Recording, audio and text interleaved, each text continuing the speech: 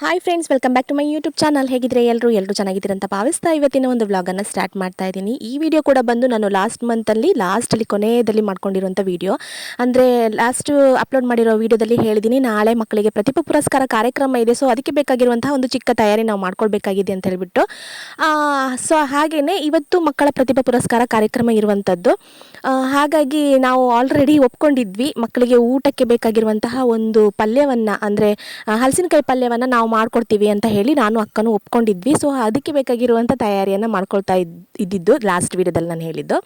ಹಾಗೆಯೇ ಬೆಳಿಗ್ಗೆ ಬೇಗ ಎಲ್ಲ ಕೆಲಸವನ್ನು ಮುಗಿಸ್ಕೊಂಡು ನಾವು ಇವಾಗ ಪ್ರತಿಭಾ ಪುರಸ್ಕಾರ ಕಾರ್ಯಕ್ರಮ ಇದೆಯಲ್ಲ, ಸ್ಕೂಲ್ ಹತ್ರ ಬಂದಿದ್ವಿ. ಅಂದರೆ ಮಧ್ಯಾಹ್ನ ಅಷ್ಟೊತ್ತಿಗೆ, ಊಟಕ್ಕಿಂತ ಮುಂಚೆ ನಮಗೆ ತಲುಪಬೇಕಾಗಿತ್ತು. ಸೊ ಹಾಗಾಗಿ ಸ್ವಲ್ಪ ಬೇಗನೆ ಬರಬೇಕು ಅಂತ ಹೇಳ್ಬಿಟ್ಟು ಎಲ್ಲ ತಯಾರಿ ಮಾಡ್ಕೊಂಡ್ವಿ, ಮನೇಲೆಲ್ಲ ಕೆಲಸ ಮುಗಿಸ್ಕೊಂಡು. ಹಾಗೆಯೇ ಚಿಂಟುಗೆ ಸ್ಕೂಲ್ ರಜೆ ಇರೋದ್ರಿಂದ ಅವನನ್ನು ಕೂಡ ಮಧ್ಯಾಹ್ನ ಕರ್ಕೊಂಡು ಹೊರಟ್ವಿ. ನಾನು, ಅಕ್ಕ, ಚಿಂಟು, ಬಾವ ಇಷ್ಟು ಜನ ಕಾರಲ್ಲಿ ಬಂದ್ವಿ. ಪಲ್ಯ ಕೂಡ ತರಬೇಕಾಗಿತ್ತಲ್ಲ, ಹಾಗಾಗಿ ಊಟಕ್ಕಿಂತ ಮುಂಚೆ ಬರೋದೊಂದು ರೆಸ್ಪಾನ್ಸಿಬಿಲಿಟಿ ಇತ್ತು. ಹಾಗಾಗಿ ಬೇಗ ಬರಬೇಕು ಅಂದ್ಕೊಂಡು ಅಲ್ಲಿ ಸ್ವಲ್ಪ ಗಡಿಬಿಡಿಲೇ ಆಯಿತು ಎಲ್ಲ. ಆದರೂ ಊಟಕ್ಕಿಂತ ಮುಂಚೆ ಎದ್ದಿದ್ದೀವಿ ಫೈನಲಿ. ಹಾಗೆ ಇಲ್ಲಿಗೆ ಬರೋಷ್ಟೊತ್ತಿಗೆ ಮಕ್ಕಳಿಗೆಲ್ಲ ಊಟ ಟೈಮ್ ಆಗಿತ್ತು, ಊಟ ಎಲ್ಲ ರೆಡಿಯಾಗಿತ್ತು, ಇನ್ನೇನು ಊಟ ಕೊಡಬೇಕಾಗಿತ್ತು. ಸೊ ಇಲ್ಲಿ ನೀವು ನೋಡ್ತಿರ್ಬೋದು, ಮಕ್ಕಳೆಲ್ಲ ಊಟಕ್ಕೆ ಸಾಲಾಗಿ ನಿಂತಿದ್ದಾರೆ. ಚಿಂಟು ಬಂದುಬಿಟ್ಟು ನಾನು ಇಲ್ಲಿ ಅಕ್ಕನ ಜೊತೆ ಊಟಕ್ಕೆ ನಿಲ್ತೀನಿ ಅಂತ ಹೇಳಿಬಿಟ್ಟು ಕ್ಯೂ ಅಲ್ಲಿ ನಿಂತಿದ್ದಾನೆ. ಏನು ಊಟ ಮಾಡ್ತಾನೆ ಏನೋ ಗೊತ್ತಿಲ್ಲ. ಆದರೂ ಮಕ್ಕಳ ಜೊತೆ ಸೇರಿದಾಗ ಅವರು 1-2 ತುತ್ತು ತಿಂದರೂ ಸಾಕು, ಅದೊಂದು ನೆಮ್ಮದಿಯಲ್ಲಿ ತಿಂತಾರೆ ಅವರು. ಹಾಗಾಗಿ ನಾನು ಅವನು ಬಿಟ್ಬಿಟ್ಟೆ, ಊಟ ಮಾಡೋದಿದ್ರೆ ಮಾಡು ಅಂತ ಹೇಳ್ಬಿಟ್ಟು. ಹಾಗೆಯೇ ನಮ್ಮ ಈ ಒಂದು ಸ್ಕೂಲ್ನಲ್ಲಿ ನಮಗೆ ಫುಲ್ ಫ್ರೀಡಮ್ ಕೊಡ್ತಾರೆ. ಅಂದರೆ ಪೇರೆಂಟ್ಸ್ ಎಲ್ರಿಗೂ ಯಾರನ್ನು ಭೇದ ಭಾವದಲ್ಲಿ ನೋಡಲ್ಲ, ತುಂಬ ಚೆನ್ನಾಗಿ ಎಲ್ಲರೂ ಮಾತಾಡ್ಸೋದಾಗಿರಬಹುದು. ಹಾಗೆಯೇ ಎಲ್ರಿಗೂ ಫ್ರೀಡಮ್ ಇದೆ ಅಂತ ಹೇಳ್ಬೋದು. ಸೊ ಹಾಗಾಗಿ ನಾವು ಕೂಡ ಎಲ್ಲರೂ ಬಳಸಲಿಕ್ಕೆಲ್ಲ ನಿಂತ್ಕೊಂಡ್ರು. ಕೆಲವರು ಮಕ್ಕಳಿಗೆಲ್ಲ ಊಟ ಕೊಡ್ಲಿಕ್ಕೆ ಸ್ಟಾರ್ಟ್ ಮಾಡಿದರು. ಹಾಗೆ ಮಕ್ಕಳೆಲ್ಲ ಊಟ ಮಾಡ್ತಾ ಇದ್ದಾರೆ ಇವಾಗ.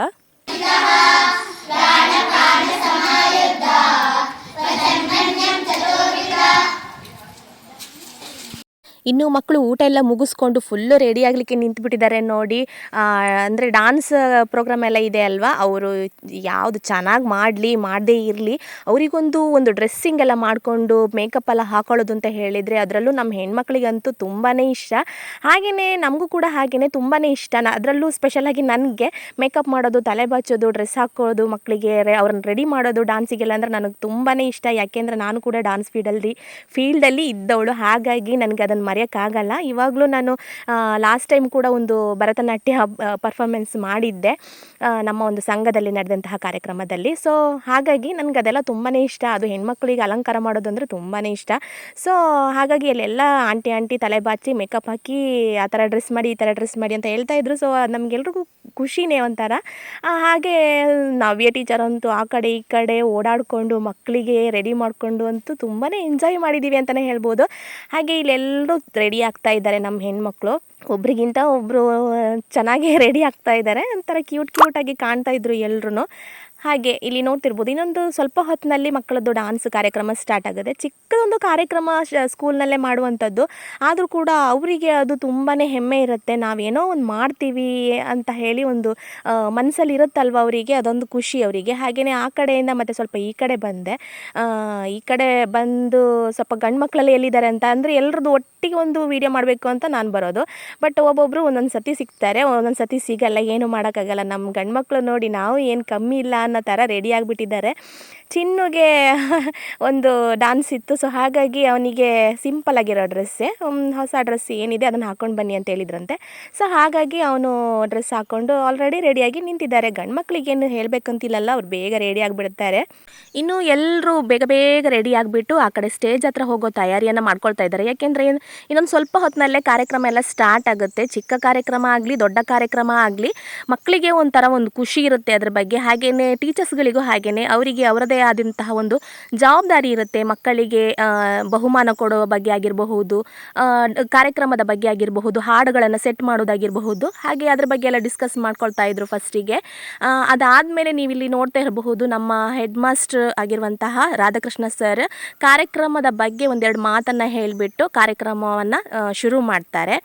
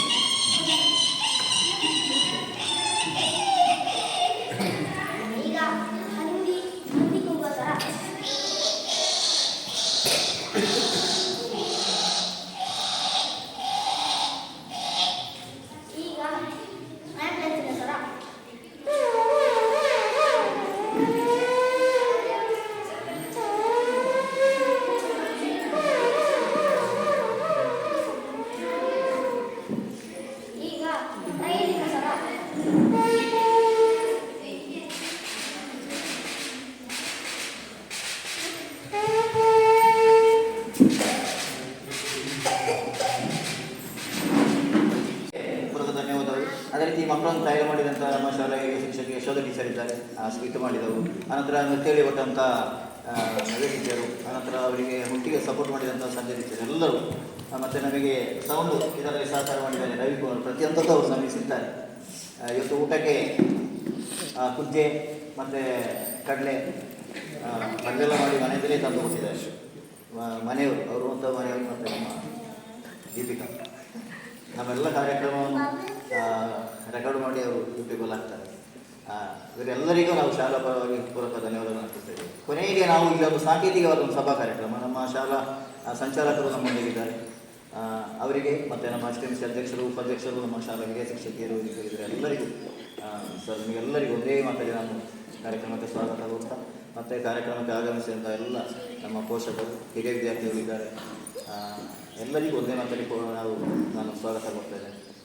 ಇನ್ನು ಶಾಲೆ ಸಂಚಾಲಕರು ಕೂಡ ಈ ಒಂದು ಕಾರ್ಯಕ್ರಮದ ಬಗ್ಗೆ ಒಂದೆರಡು ಮಾತನ್ನು ಹೇಳ್ತಾರೆ. ಇನ್ನು ಕಾರ್ಯಕ್ರಮದ ಕೊನೆಯ ಹಂತಕ್ಕೆ ನಾವು ತಲುಪಿರ್ತೇವೆ, ಅದುವೇ ಬಹುಮಾನ ವಿತರಣೆ. ಅದನ್ನು ಕೂಡ ನೋಡಿ ಎಂಜಾಯ್ ಮಾಡೋಣ ಬನ್ನಿ. ಆರಾಧ್ಯ ಚೆಂಡು ಎಸೆತ ದ್ವಿತೀಯ, ಬೆಂಕಿ ಚೆಂಡು ತೃತೀಯ, ಮಗ್ಗಿ ಹೇಳುವುದು ಪ್ರಥಮ, ಉತ್ತಲೇಖನ ಪ್ರಥಮ, ಸ್ಮರಣಶಕ್ತಿ ಪ್ರಥಮ. ಒಟ್ಟು 5 ತರಗತಿಯಲ್ಲಿ ಚಾಲುವಿಯ 3 ಮೀಟರ್ ಓಟ ಪ್ರಥಮ, ಚೆಂಡೆಸೆತ ದ್ವಿತೀಯ, ಉತ್ತಲೇಖನ ಪ್ರಥಮ, ಸ್ಮರಣಶಕ್ತಿ ತೃತೀಯ, ಮಗ್ಗಿ ಹೇಳುವುದು ಪ್ರಥಮ.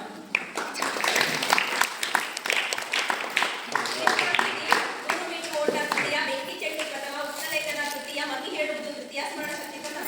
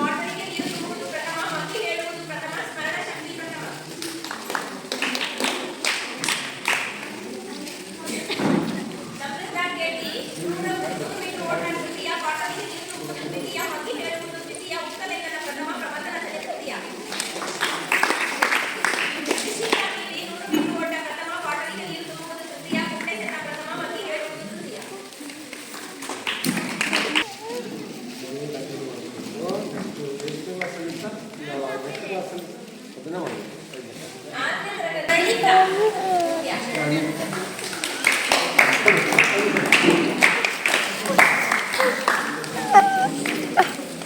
ಆರನೇ ತರಗತಿಯಲ್ಲಿ ಇದೆ ತೆರವುಂಡ.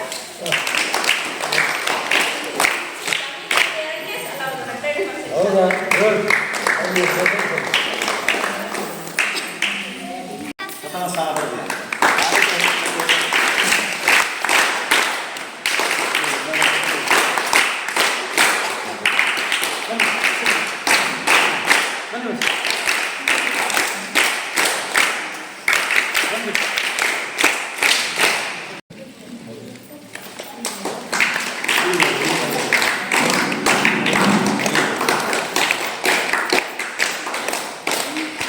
ನೋಡಿದ್ರಲ್ಲ ಫ್ರೆಂಡ್ಸ್, ಮಕ್ಕಳ ಪ್ರತಿಭಾ ಪುರಸ್ಕಾರ ಕಾರ್ಯಕ್ರಮವನ್ನು ನಿಮ್ಗೆಲ್ರಿಗೂ ಈ ವಿಡಿಯೋ ಇಷ್ಟ ಆಗಿದೆ ಅಂತ ಭಾವಿಸ್ತೀನಿ. ಮಕ್ಕಳ ಒಂದು ಡಾನ್ಸ್ ಆಗಿರಬಹುದು, ಹಾಡಾಗಿರಬಹುದು, ಮಿಮಿಕ್ರಿ ಆಗಿರಬಹುದು, ಹಾಗೆಯೇ ವಾತಾವರಣ ಮತ್ತು ನೀರನ್ನು ನಾವು ಯಾವ ರೀತಿಯಾಗಿ ಹಾಳು ಮಾಡ್ತೀವಿ, ನೀರನ್ನು ಹೇಗೆ ಕಲುಷಿತ ಮಾಡ್ತೀವಿ, ನಮ್ಮಿಂದ ಹೇಗೆ ಹಾಳಾಗುತ್ತೆ ವಾತಾವರಣ ಅನ್ನೋದ್ರ ಬಗ್ಗೆ ಒಂದು ಚಿಕ್ಕ ಸ್ಕಿಟ್ಟನ್ನು ಕೂಡ ತೋರಿಸಿದ್ರು. ಬಟ್ ಅದು ತುಂಬ ಲಾಂಗ್ ಆಗುತ್ತೆ ಅಂತ ಹೇಳಿ ನಾನು ಈ ಒಂದು ವಿಡಿಯೋದಲ್ಲಿ ಅದನ್ನು ಆ್ಯಡ್ ಮಾಡ್ತಾ ಇಲ್ಲ.